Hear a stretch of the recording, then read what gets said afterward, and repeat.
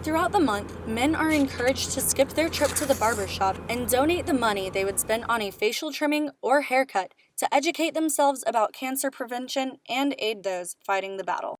Oglethorpe County plans on installing solar panels like these as a part of their Timberland solar project at Goose Pond. More children may soon be eligible to receive their COVID vaccine. The White House announced their plan to administer the vaccine to children aged 5 to 11 this morning, pending on FDA approval.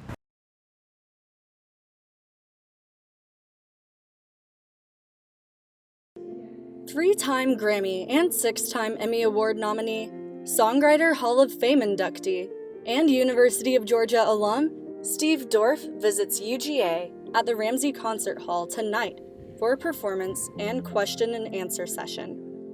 Dr. Brett Baucom says that Dorff is a great person for students to talk to, especially if they're interested in pursuing a career as a songwriter or a film or TV composer. And I think it's important for our students to be exposed to those individuals, to be able to ask questions and to listen to their stories. Dorff graduated from the University of Georgia with a degree in journalism. However, he spends most of his days writing and producing songs for people like Barbra Streisand, Clint Eastwood, and John Travolta. One song you Bulldog fans might know really well, the Georgia Fighting Song. As the band forms the arch, hallowed symbol of the university. As a student, Dorff frequently immersed himself in the music scene. He continued to write songs and considers every cut a milestone. And that was a surreal moment, playing the piano, teaching him the song and hearing this voice behind me, the same voice that sang Yellow Submarine, and with a little help from my friends, and he's singing a song that I wrote. I mean, that was a surreal pinch me moment. In 2018, Dorff was inducted into the Songwriters Hall of Fame for his accomplishments in songwriting and producing. Dorff's words of advice for students trying to get their foot in the door in the music industry? Try to read about what goes on in the business and how it works, because that will help inform you as to how to maybe take that great song and monetize it. Nikki Shotz, Grady Newsource. The 26th UN Climate Change Conference, otherwise known as COP26, is heading into its final days. Countries are coming together to discuss how they can combat climate change and limit global temperature rise to 1.5 degrees Celsius. Today's theme for the conference is gender. One of the primary goals for today is to create ways to implement the Gender Action Plan from COP25 across the world. At the conference, the U.S. decided to invest at least $20 million to increase women's economic opportunities in clean energy, strengthen action on gender-based violence, and address barriers to women's land rights. The U.S. is also using that money to support East African female farmers so they can better adapt to climate impacts. World leaders aren't the only people that can initiate change. Cal Jacobs with the Sunrise Movement in Athens says that it is crucial for people to collaborate to make a change. You working alone, you can only accomplish so much, but you working in collaboration with, doesn't really matter, but one more person, you can accomplish more than two individuals. 10 more people, you can accomplish more than 10 individuals. And so I would say to that, if you feel like you want to make change, I would try to translate your individual effort into collaborative work. The Intergovernmental Panel on Climate Change released a study showing that limiting global warming to 1.5 degrees is a crucial step to avoiding an even worse climate situation.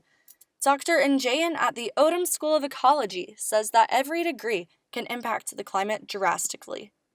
The consequences that get more drastic with every tick up in temperature, are things like increased heat waves, and there can be human health consequences, especially for vulnerable populations exposed to extreme heat in the summer. Those are becoming more intense and more common. Tomorrow, the conference will discuss cities, regions, and built environments. Reporting for Grady Newsource, I'm Nikki Shotz.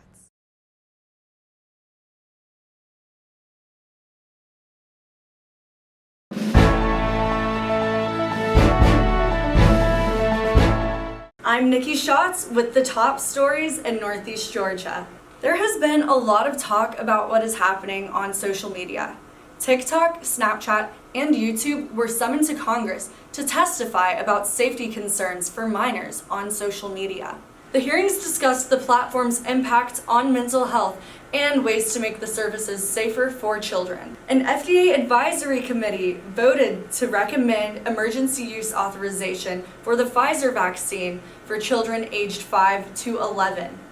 The FDA will take their vote into consideration and is expected to make a decision within the next few days. The World Series has never felt so close to home. Tonight, the Braves play their second game in the World Series against the Houston Astros at 8 p.m. Last night, the Braves took the lead, winning 6-2. Once again, I'm Nikki Shotz with your Grady Daily, and I'll see you tonight on Grady Newsource at 5. Next, Alexis Elmer joins us with weather and your projected 5-day forecast. Good evening. I'm Nikki Shotz with your Northeast Georgia weather. In just a few minutes, the sun will start to set, bringing temperatures down to a cool 44 degrees later tonight. Thursday's weather is a little more all over the place with a high of 75 degrees and a low of 39. Later in the afternoon, a 20% chance of slight showers, so pack that raincoat just in case. On Friday, you can expect to have sunny skies with a high of 61 degrees and a low of 36. As we move into the weekend, we see more mild temperatures on Saturday. And if you're like me, I'm sure you're wondering what you're going to wear for the last home football game this season. Saturday temperatures are supposed to start off in the low 40s and reach its peak of 56 degrees mid-afternoon, so make sure to wear layers. Sunday is expected to have that nice fall weather we've all been craving with mostly sunny skies and a high of 61 degrees. Later Sunday night, temperatures are supposed to drop to about 44 degrees with a 20% chance of showers. Going into Monday, you can expect a high of 60 degrees and a low of around 33 degrees with a 30% chance of rain. This Friday is a full moon with its greatest point at 3:58 a.m. Also this Friday, a near total lunar eclipse. This lunar eclipse is the longest of the century. It becomes visible around 2:18 a.m. and disappears around 5:47. The moon will pass into the Earth's shadow, creating this eclipse. There are supposed to be clear skies, so drink a few coffees with your friends Thursday night, stay up late, and watch the eclipse. Or don't. For those of you having friends and family visit this Thanksgiving weekend, remember to tell them to pack light sweaters, a few items they can layer with, and perhaps a raincoat. That's it for your weather forecast. Again, I'm Nikki Shotz with Grady Newsource. The new population distribution has about 3,000 people per district. One of the largest changes, Lexington moving from District 5 to District 2. Reporting for Grady Newsource, I'm Nikki Shotz. Those of you wanting to sit down the razor and officially participate in No Shave November, you can set up a fundraising page at no-shave.org/register/. For Grady Newsource, I'm Nikki Shotz. Crawford Trail is still in the planning stage. People can still enjoy parts of the trail in Athens, Winterville, and Union Point.